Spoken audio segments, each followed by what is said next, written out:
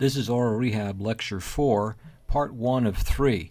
In Lecture 4, I'm going to want to lay out for you here some very essential, very basic elements of speech acoustics, which is to say the distribution of the various acoustic aspects of the individual speech sounds. That's the basic idea. And ultimately apply those to how we think about how persons with hearing impairment would receive those sounds. The focus on the on speech acoustics it sort of goes to what the importance of speech is, and for most people, the most important acoustic events that they experience are speech sounds, and likely this is the case because speech is the medium most people on the planet use for communication. Not exclusively so, but it is the most commonly used communicative modality. Another way of saying it also is just to remember that speech is really an acoustic code that's used for language. So language is extracted from the code that is a series of acoustic speech sounds.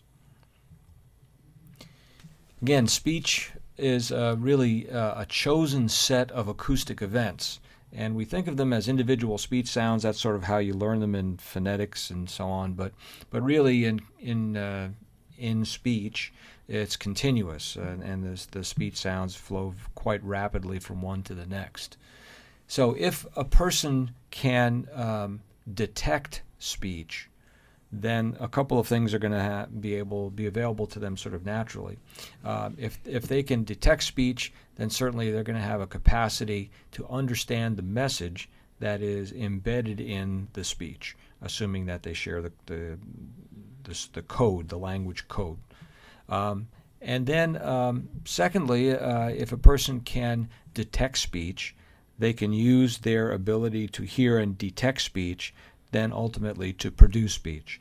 And so the notion of auditory feedback, auditory influence on speech is very important in the production of speech. When we think about what speech is anyway, speech is not while speech is an essential characteristic of our humanity, it's not an essential characteristic of our bodies. Speech is really a overlaid function on the upper end of our respiratory and digestive systems. Our upper respiratory and upper digestive systems share a common pathway, the oral tract. So sounds that are released, that are created by energy released out of that common pathway, become what have been appropriated for use by humans as a reliable set of sounds that humans can produce. So given what humans can produce, cultures have appropriated those sounds to utilize in the construction of language. The sounds that are created by energy releases through this upper respiratory and digestive systems may involve a vibration of the larynx. If the larynx is vibrating, we say that that's a sound that has vibration or is vibrated or is voiced. Conversely, sounds that have no laryngeal activity, no laryngeal vibration, would be considered to be unvibrated or voiceless sounds.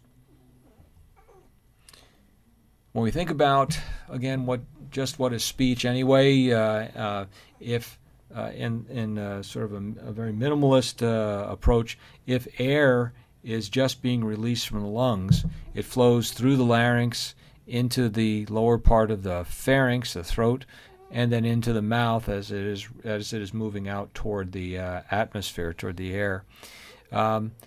Depending on what anatomical parts move around in the oropharyngeal tract, different cavity sizes are created that ultimately have individual cavities of vibration, have resonances that vibrate in those individual cavities. So by creating, by moving primarily the tongue into different positions, different cavities are created, anterior, posterior, to where the major tongue position is, and those cavities have different frequencies of vibration.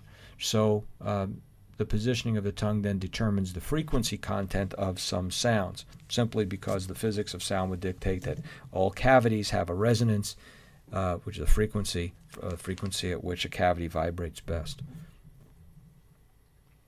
So in thinking about speech, particularly when we think about the frequency of speech sounds, the first and sort of most critical thing to think about is the position of the structures of the pharynx and mouth, so where the tongue, lips, and jaw, and again the tongue being sort of the most important player relative to the positioning of an articulator in the mouth.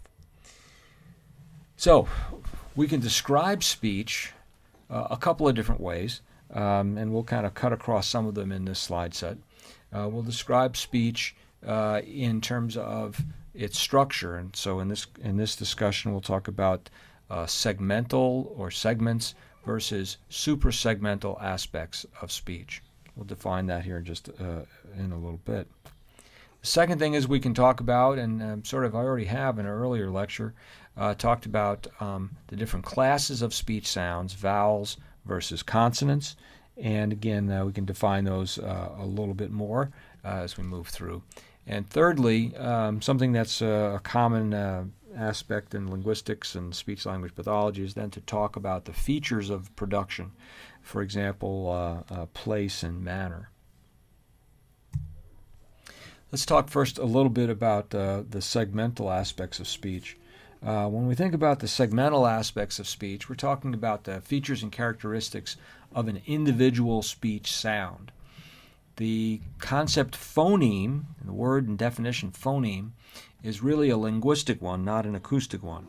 But a phoneme is the smallest unit of sound that differentiates meaning. So the smallest change in a sound that gives a meaning to a word or changes a nuance or meaning within a word. As I said, a phoneme is a linguistic concept, not an acoustic or physical concept. By general convention, phonemes are shown in IPA, or International Phonetic Alphabet, within these slashes, within slash marks. So generally said, anything that would be within, anything that would be in this little guy over here would be IPA. So if I did this, we would know that's IPA. Now what you'd have to know is that this particular, even though that looks like an English symbol, this really would be pronounced as the vowel E. And that's why you'd have to know the IPA. You'd have to know what that is in order to determine what sound that was.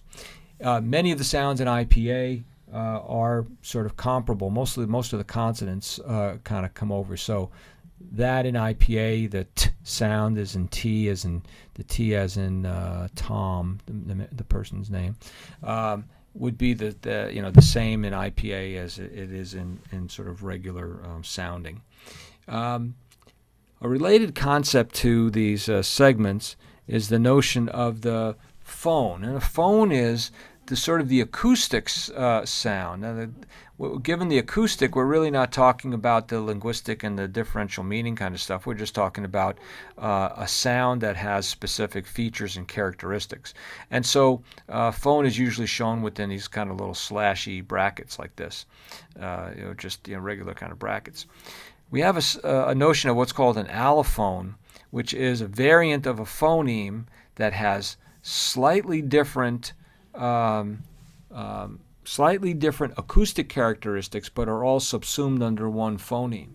So they're phones because they have slight acoustic differences, but they're phonemes, but they're allophones to one phoneme. So an example I have here, the N sound, the N sound, is acoustically slightly different in these three different contexts. So net, tens, plunge are slightly different acoustically. If we did a spectrographic analysis of those three words and look specifically at the N component in each of them, they would not be exactly identical. However, from a point of view of meaning, they're not going to be differentiating the meaning, those slight acoustic differences. So that's why they're allophones. They are part of a phonemic family, part of the group of sounds that are considered to be the same as all of the others in that particular allophone group.